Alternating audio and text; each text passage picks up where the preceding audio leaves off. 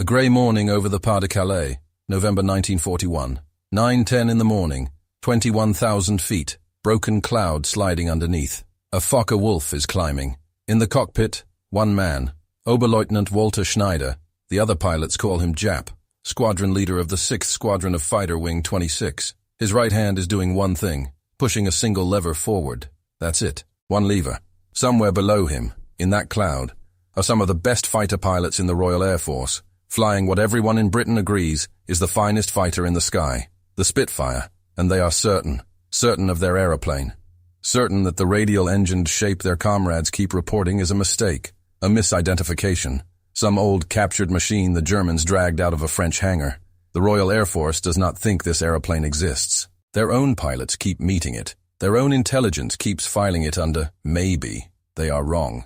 They have been wrong since August. And they will stay wrong for 11 more months, because the thing that beats them is not the aeroplane. It is a box the size of a biscuit tin that no one on their side has ever seen. This is the story of the one lever that flew a whole engine, and the year the Royal Air Force spent losing to it. Start with the engine. Because the box lives inside a story about an engine nobody wanted in a fighter. The BMW 801, 14 cylinders, 2 rows, air-cooled, a big fat radial. And here is the shameful part. It was never meant for this. It was drawn up to haul transport aircraft and bombers. Slow, heavy, low-flying machines. Nobody at BMW built it a proper high-altitude supercharger, because nobody imagined it would ever need one.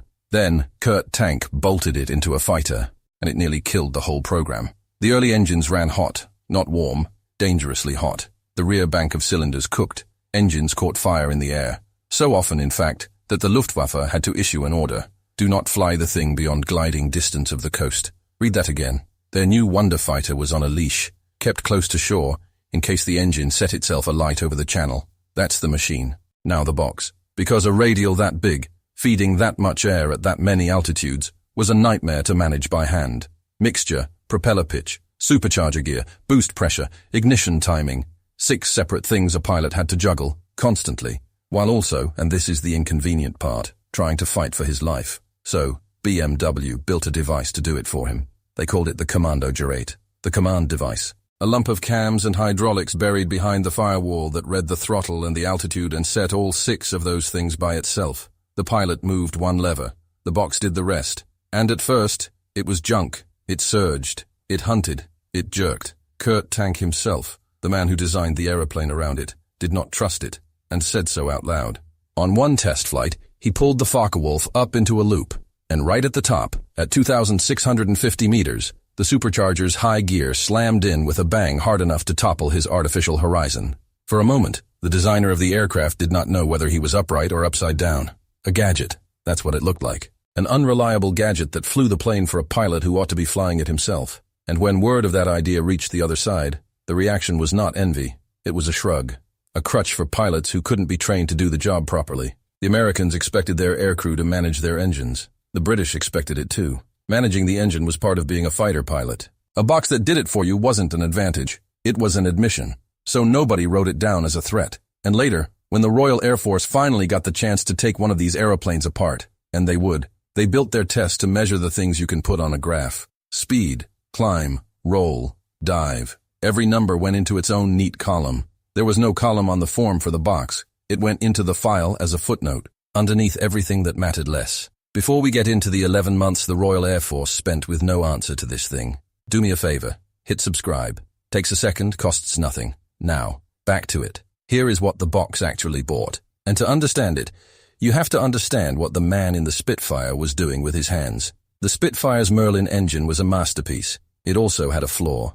It fed its fuel through a float carburetor, and a float carburetor hates negative G. Push the nose down hard, the way you would to chase an enemy into a dive, and for a sickening half-second the fuel sloshes the wrong way, and the engine coughs, cuts, stumbles. The Spitfire pilot diving after a Focke-Wulf felt his own engine falter underneath him at the exact moment he needed it most. The BMW 801 had direct fuel injection. It did not cough. Nose down, nose up, inverted. It simply ran. But that was the small edge. Here is the big one. The German in the dive pushed one lever and fought. His mixture, his pitch, his supercharger, his boost. The box handled all of it, invisibly, while both his hands and his whole attention stayed on killing you. The Spitfire pilot in that same dive was working his propeller control, watching his boost gauge, nursing his engine through the cough. 3 hands worth of work, half a second at a time, every single pass, half a second. In a knife fight at 400 miles an hour, half a second is everything.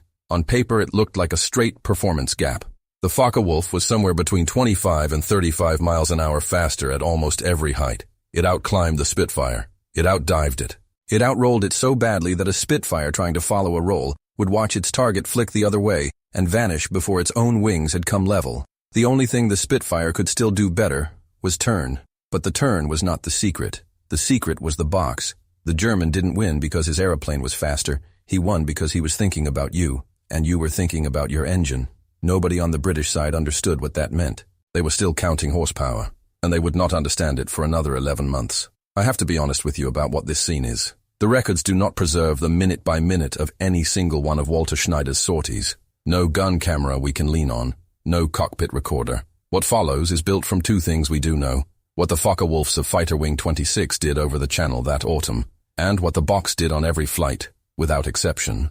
The times are reconstructed, the physics is not. So, a fighter sweep over occupied France, Blenheim bombers crossing the coast, and above them a swarm of Spitfires flying escort, and higher still, out of the sun, 4 Focke-Wulfs, Schneider, leading, 911. He levels at 21,000 feet, 1 lever forward. Somewhere under the cowling, the supercharger changes gear, and he does not feel it. The box smooths it out, the way it never used to. The air up here is brutally cold. His breath fogs on the inside of the canopy. The cockpit smells of hot oil and cordite, and the rubber of the oxygen mask. Under his gloved thumb, the single lever. Nothing else in his hands. Nothing else to think about. 0914. He sees them. A layer of Spitfires 2,000 feet below, fat and slow with the work of shepherding bombers, watching the sky above them for the enemy they expect, and not seeing the enemy that is already there. 0916. He rolls in. And this is the roll no Spitfire can answer. The Focke-Wulf goes over onto its side and drops before the men below have finished turning their heads. 0917. First burst. 2 20mm cannon and a bank of machine guns, and a Spitfire in front of him shudders, sheds pieces, and falls out of the formation trailing a thin white line of glycol. He is already past it. 0918. One of the escorts reacts fast, good pilot, quick, and pushes over to follow Schneider down into the dive. And this is the moment. This is the whole story in 3 seconds. The Spitfire's Merlin coughs. That float carburetor, starved under -G, stumbles for half a heartbeat. Schneider's engine does not. He pulls away in the dive as if the other man is tied to a post. What the British pilot does not know, what none of them know, is that he was never going to catch that dive. It is not his skill, it is not his nerve, it is his carburetor, and it is the 6 things his hands have to do that the Germans' hands do not. 0919. Schneider eases out of the dive, low and fast, and the box resets his boost and his mixture for level flight without a single input from him. 0921. He starts climbing back up. And watch what his hands are doing on the way up. Nothing. The command device is resetting his boost, his pitch, his supercharger gear for the climb, all by itself, while his eyes stay outside the cockpit, hunting the next one. What none of them have worked out yet is that they are not losing to a better pilot. They are losing to a machine that has freed one. 0933, back at height, second climb out complete, and he still has fuel, still has ammunition, still has the height advantage he started with. 0941, second attack run. He picks a straggler at the edge of the formation. 0943, second burst, second kill trailing away below. 0944, and the moment he fires, the escort finally breaks up to chase him, which means the Blenheims underneath are suddenly naked. 0952, and then the part that made these men so feared. He leaves, not because he has to, because he chooses to. He has the speed and the height to break off whenever he likes, and there is nothing the Spitfires can do to hold him in the fight. He dictates the beginning, he dictates the end. The survivors turn for England. And here is how you know the box worked. Not from a German report, from a British one. The men who got home landed and wrote down what they had seen. A radial-engined fighter that outrolled them, outdived them, outclimbed them, and then simply departed. And the intelligence officers took it all down, and still would not commit to what it was. The reports from that autumn call it, in writing, a Curtiss Hawk, or Focke-Wulf 190. Read that again. They had just been beaten by it, and they could not agree on its name. That is not defeat you're hearing in those reports. It is astonishment. One aeroplane, one autumn morning, is a story. Here is the pattern. September 1941. In its first full month over the Channel, the Focke-Wulf claims something like 18 Spitfires for the loss of 2 of its own. 2. The 8th of November. Fighter Wing 26 falls on an RAF raid near St. Paul and Lille and shoots down 7 Spitfires, for 3 of their own. The Germans already have a name for the aeroplane. Würger, the Shrike, the butcher bird that impales its prey on thorns. The RAF pilots translate it and keep it. The butcher bird. And it gets worse into 1942. April becomes one of the bloodiest months Fighter Command spends over France. And then, around the 1st of June, Fighter Wing 26 catches the Debden wing and takes apart 10 Spitfires, badly damages 10 more, and does not lose a single aeroplane doing it. 11 months. No answer. Now, here is the part the documentaries skip. The box was never a magic weapon. Go back and look at what it actually was. A temperamental, leaky, overheating gadget that its own designer did not trust, and said so. It surged. It caught fire. It kept the aeroplane chained to the coastline for months. And it still won, not because it made the aeroplane more powerful, but because it gave one man back his attention. That is the whole trick. Not more power, less to think about. Which brings us to the myth. Because there is one, and it is bigger than the truth. The myth is that the black box was a secret war winner. A wonder weapon, the thing that let Germany own the sky. It wasn't, and the proof is how fast it stopped mattering. In June 1942, the Royal Air Force got the whole secret by accident. A German pilot named Armin Faber got lost, mistook the Bristol Channel for the English Channel, and put his brand new Focke-Wulf down, wheels first, at an RAF training field in Wales. Intact. The most wanted aircraft in Europe, delivered to the doorstep by a man who thought he was landing in France. The British took it apart, and that same month, the Spitfire Mark 9 reached the squadrons, with a 2-stage Merlin that finally matched the Focke-Wulf for speed and climb. Inside a year, the gap the box had opened was closed. The box did not win the war. It won 11 months. But here is the thing that is stranger and better than the myth. That leaky, distrusted gadget was a working computer.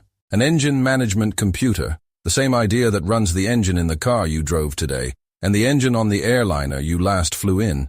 The industry has a name for it now. Full authority digital engine control. Every modern jet has one. The Germans flew the analog ancestor of it in 1941, and then they lost the habit of remembering they had ever built it. Decades later, Porsche, yes, that Porsche, sold a light aircraft engine built on exactly the same principle. One lever, the machine does the rest, and they wrote about it as if it were new. It was not new. It had already flown over the Pas-de-Calais on the nose of a butcher bird in the hands of a man who did not live to see any of it proven. Walter Schneider never met a Spitfire that killed him. 20 victories. The last one on the 23rd of November, 1941. And then, a month later, the 22nd of December, he took off on a routine transfer flight, base to base, in bad weather. Fog closed in. He lost his bearings, and he flew his Focke-Wulf into a hillside near Steenvoorde, on the French-Belgian border. He was killed.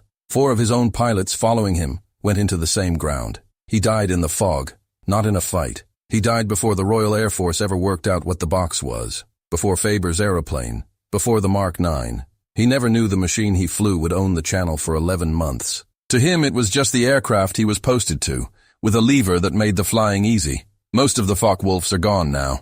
A few have been rebuilt and fly at air shows on modern engines. But only one flies with its original heart, a Focke-Wulf in a collection in Everett, Washington, restored around a genuine BMW 801, with a genuine Kommandogerät still bolted in behind the firewall, still doing its job. It flew again for the first time on the 2nd of December 2010. The box that beat the Royal Air Force is airworthy, in a hangar, in the country that fought it, in front of crowds who mostly do not know what they are looking at. One lever. It still does everything. Nobody watching it fly knows that's the part that mattered.